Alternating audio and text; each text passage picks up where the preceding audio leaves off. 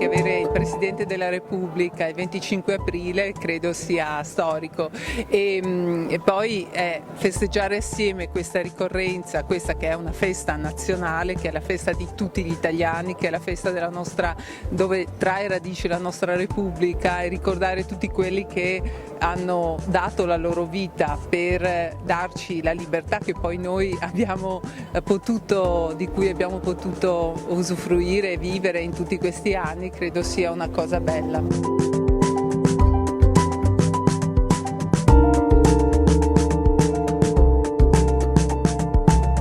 Certo, molto particolare e molto vittoriese, perché Vittorio Veneto è medaglia d'oro per quanto fatto nella lotta di liberazione, e quindi è, come dire, un titolo diretto.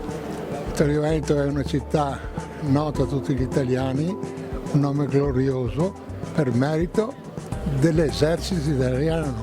La presenza del Presidente della Repubblica può dare, ulteriore vigore a valori che non devono mai essere dimenticati e che soprattutto noi sindaci dobbiamo sempre tenere alti, per cui per me è un valore immenso, insomma, la presenza del Presidente della Repubblica qui oggi. Perché sappiamo che la libertà non può essere elargita dagli altri, non vi sono liberatori, ma soltanto uomini che si liberano. Io voglio dare un significato a questa commemorazione.